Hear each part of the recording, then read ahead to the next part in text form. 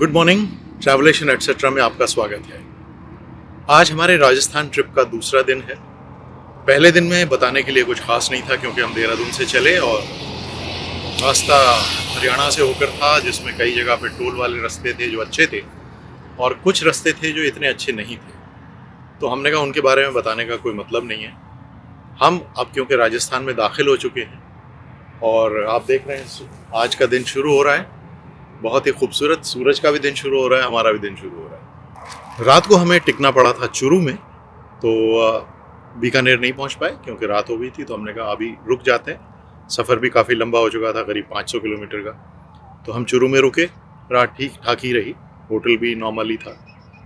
अब हम सुबह सुबह रवाना हो रहे हैं यहाँ से बीकानेर के लिए, जो 200 किलोमीटर है। तो मेरे ख्याल से 3 घंटे लगेंगे और हम 3 घंटे के बाद जब वहाँ पहुँचेंगे तो उस शहर को आपके लिए पेश करना शुरू करेंगे। देखते रहिए ट्रैवलेशन एटसेट्रा।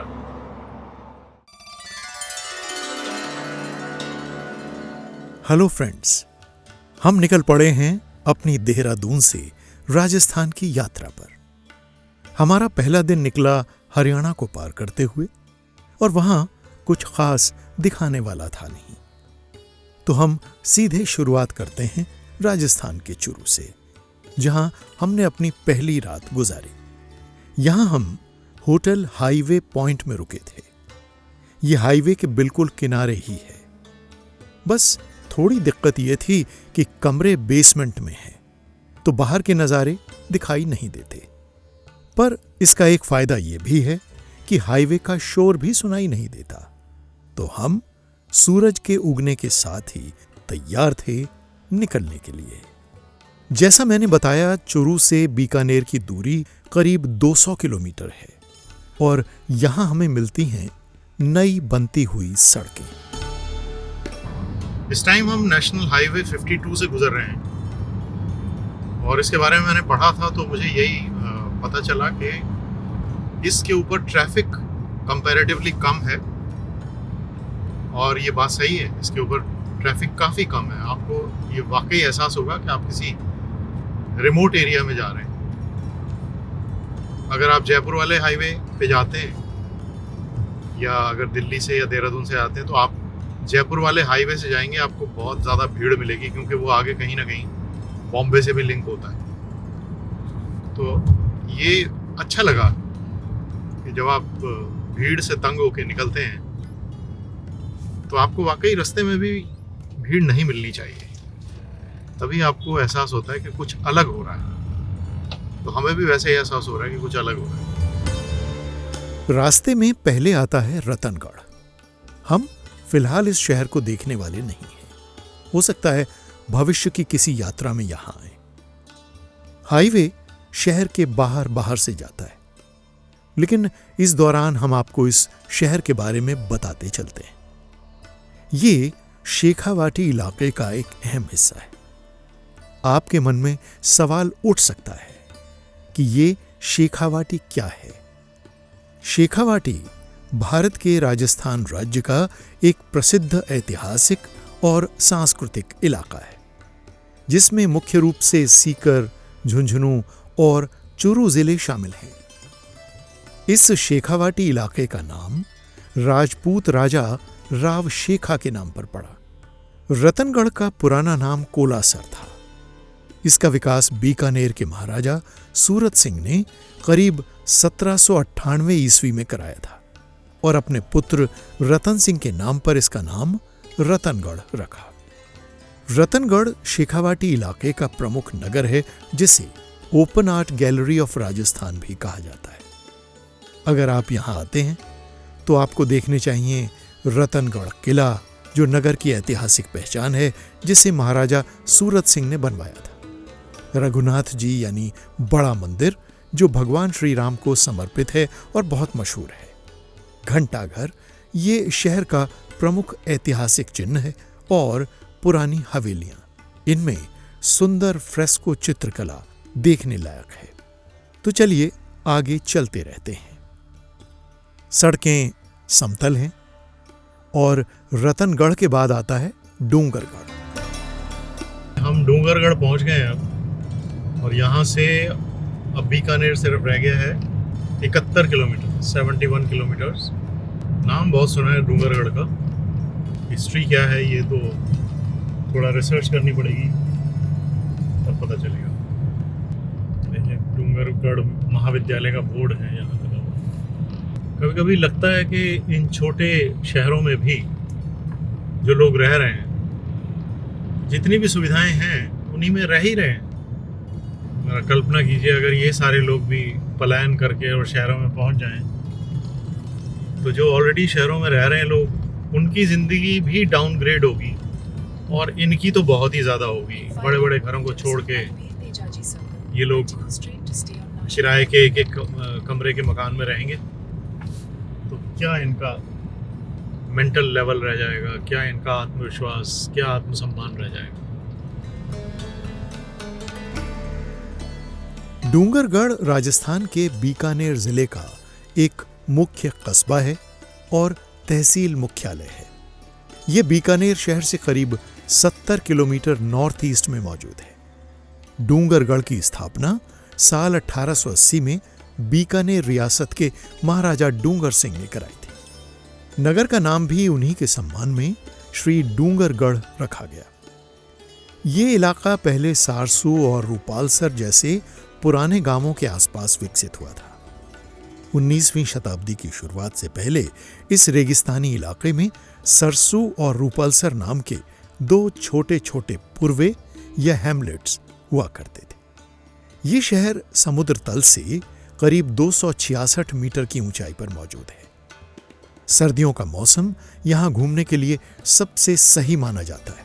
अगर आप कभी यहां आएं तो देखने लायक जगह हैं श्री डूंगरगढ़ का मुख्य बाजार, जो पारंपरिक राजस्थानी जीवन और स्थानीय खरीदारी के लिए बड़ा मशहूर है। स्थानीय जैन मंदिर, जो सुंदर शिल्पकला और धार्मिक महत्व के लिए जाने जाते हैं। करणी माता का मंदिर यानी देशनोक मंदिर, जो 55 से 60 किलोमीटर दूर स्थित पूरी दुनिया में मशहूर मंदिर है। तो सफर जारी रहता है। एक बात बहुत खुश करती है, सड़कें चाहे हाईवे हों, 4 लेन की या 2 लेन की, कहीं कोई गड्ढा नहीं। आप आराम से 80-90 की रफ्तार पर चल सकते हैं। पर हमारी राय है कि इससे ऊपर मत जाइएगा, वरना ऐसा कुछ भी हो सकता है। शायद इस सड़क पर हादसे ज्यादा होते होंगे, तो पुलिस ने लोगों को होशियार करने के लिए ऐसा इंतजाम किया है। अब हमें रेत के टीले सड़क के दोनों तरफ दिखने लगते हैं।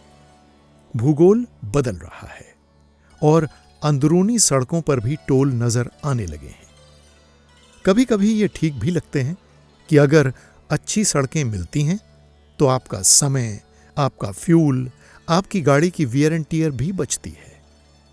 पर जब यहां समय तय टाइम से ज्यादा लगता है तो कोफ्त भी होती है। भारत में national highway authority of India यानी NHAI के नियमों के अनुसार अगर टोल बूथ पर आपकी गाड़ी का सर्विस टाइम 10 सेकंड से ज्यादा होता है तो आपको टोल टैक्स नहीं देना होगा। लेकिन इसके कुछ एक्सेप्शंस भी हैं। टोल प्लाजा की हर लेन में बूथ से 100 मीटर की दूरी पर एक येलो लाइन बनाई जाती है। नियम के मुताबिक अगर गाड़ियों की कतार इस पीली लाइन से बाहर 100 मीटर से लंबी चली जाती है तो जब तक जाम कम न हो तब तक बिना टोल वसूले गाड़ियों को छोड़ना होता है। लेकिन लोगों को शायद ये नियम मालूम नहीं, तो इस बात को लेकर अक्सर झगड़े होते हैं। तो फ्रेंड्स, हमारी सलाह यह है कि इन छोटी मोटी बातों को लेकर लड़िए मत। क्यों सफर का मजा खराब करते हैं? नियम बनने के लिए होते हैं। बेशक हकीकत कई बार कुछ और ही होती है। खैर, वापस अपना सफर शुरू करते हैं। हाईवे बदलते जाते हैं, उनके नंबर बदलते जाते हैं और किलोमीटर के बोर्ड बताने लगते हैं कि हमारी पहली मंजिल यानी बीकानेर अब बस कुछ ही किलोमीटर की दूरी पर रह गई है। तो जैसा अक्सर होता है कि जिस जगह आप कभी गए नहीं होते उसके बारे में आपने एक इमेजिनेशन, एक तस्वीर अपने दिमाग में बनाई होती है। मैंने भी बीकानेर के बारे में कुछ पढ़ा था और उसकी तस्वीरों से मैं अब नजरों का मिलान करने लगा था। चलिए पहले बीकानेर के बारे में आपको भी कुछ बताते चलते हैं। इसका इतिहास, भूगोल, इसकी खासियतें। बीकानेर राजस्थान के थार रेगिस्तान के बीच बसा गहमा गहमी से भरा और कल्चरल सिटी है। अगर आप पहली बार यहां आ रहे हैं तो यहां कुछ ऐसी दिलचस्प और अनूठी बातें हैं जो आपके सफर को यादगार बना देंगी। एक एक करके उनके बारे में आपको बताते चलते हैं। आप सुनते भी जाइए और साथ ही साथ इस शहर के नजारे भी देखते जाइए जो अब शुरू हो गया है। बीकानेर की स्थापना सन 1488 में राव बीका ने की थी। राव बीका जोधपुर के संस्थापक राव जोधा के बेटे थे। कहते हैं कि एक बार जोधपुर दरबार में राव बीका अपने चाचा कांधल से धीरे धीरे बात कर रहे थे। तब राव जोधा ने ताना मारते हुए कहा, शायद दोनों चाचा भतीजे किसी नए राज्य को जीतने की योजना बना रहे हैं। इस बात को राव बीका ने चुनौती की तरह ले लिया। उन्होंने जोधपुर छोड़ दिया और एक नया साम्राज्य स्थापित करने के लिए जांगल प्रदेश यानी आज के बीकानेर इलाके की तरफ चल पड़े। और आज ये शहर उन्हीं के कौशल की मिसाल दिखता है। यहां आपको मिलेगा जूनागढ़ किला, जिसे कभी कोई जीत नहीं पाया। आमतौर पर राजस्थान के ज्यादातर किले किसी ऊंचे पहाड़ पर बने हैं, लेकिन जूनागढ़ किला समतल जमीन पर बना है। इसके बावजूद इस शानदार किले को कोई भी दुश्मन कभी जीत नहीं पाया। हम भी आज यहां जाने वाले हैं। इसके अंदर मौजूद म्यूजियम देखकर आप दंग रह जाएंगे। भुजिया का जन्म स्थान और अनोखी फूड कल्चर, यह भी शहर की खासियत है। बीकानेर का नाम आते ही जबान पर बीकानेरी भुजिया का स्वाद आ जाता है। इसके अलावा यहां की केसर कुल्फी, रसमलाई और घी कचौरी का स्वाद पहली बार आने वालों को दीवाना बना देता है। और हमने यहां गणेश होटल में लजीज खाने का मजा लिया भी। क्या खाना था। हम लोग अभी गणेश रेस्टोरेंट में हैं और ब्रेकफास्ट हो रहा है हमारा। लंच भी यही समझिए। पराठे अच्छे, आलू और प्याज के हैं मिक्स दही के साथ। इत्तेफाक से हमें मिला है, लेकिन अच्छा है। आप अगर बीकानेर आते हैं तो गणेश रेस्टोरेंट में नाइस। इसके अलावा यहां पास ही करणी माता का चूहों वाला मंदिर भी है। दुनिया भर से लोग यहां आते हैं बड़ी उम्मीदों के साथ। हमारा ये एपिसोड देखना न भूलिएगा। इसके अलावा बीकानेर में एशिया का सबसे बड़ा नेशनल कैमल रिसर्च सेंटर भी है। यहां आप सैकड़ों ऊंटों को एक साथ देख सकते हैं, उनकी अलग अलग नस्लों के बारे में जान सकते हैं और सबसे अनोखी बात, यहां के कैफे में ऊंटनी के दूध से बनी चाय, कॉफी और कुल्फी का मजा ले सकते हैं, जो सेहत के लिए बहुत फायदेमंद मानी जाती है। इसके अलावा उस्ता कला और लाल पत्थरों की हवेलियां भी बहुत मशहूर हैं। बीकानेर की उस्ता कला पूरी दुनिया में बेजोड़ है, जिसमें ऊंट की खाल पर सोने की बेहद बारीक नक्काशी की जाती है। इसके अलावा बीकानेर के पुराने शहर में घूमते हुए आपको रामपुरिया हवेली जैसी सैकड़ों साल पुरानी आलीशान हवेलियां दिखेंगी, जो लाल सैंडस्टोन से बनी हैं और इनकी जालीदार खिड़कियों की और लकड़ी के दरवाजों की नक्काशी देखने लायक है।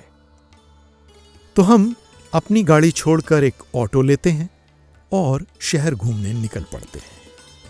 ऑटो वाले भैया हमें शहर के बारे में बताते जाते हैं और पुराने शहर पहुंचकर ये काफी कुछ किसी भी भारतीय शहर जैसा ही केओस वाला लगता है। खैर, हम चलते जाते हैं, सुनते जाते हैं। शहर के बीच से होकर रेलवे लाइन गुजरती है तो ट्रैफिक जैम भी मिलता है और फिर हम पहुंच जाते हैं रामपुरिया हवेली। राजस्थान की हवेलियों की बड़ी चर्चा सुनी थी और सचमुच इन्हें वैसा ही पाया भी।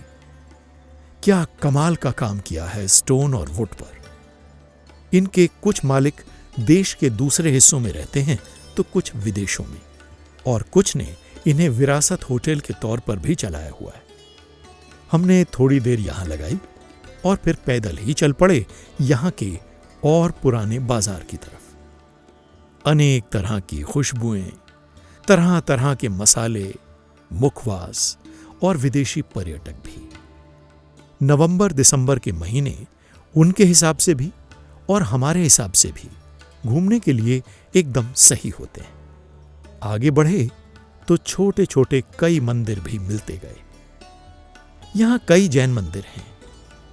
रास्ते में हमें जूनागढ़ का किला भी नजर आया था और हमारी अगली मंजिल यही थी, तो हम लौट पड़े। ज्यादा थकना ठीक नहीं था, क्योंकि सुना था कि किले में भी काफी चलना होगा। तो इस एपिसोड में इतना ही।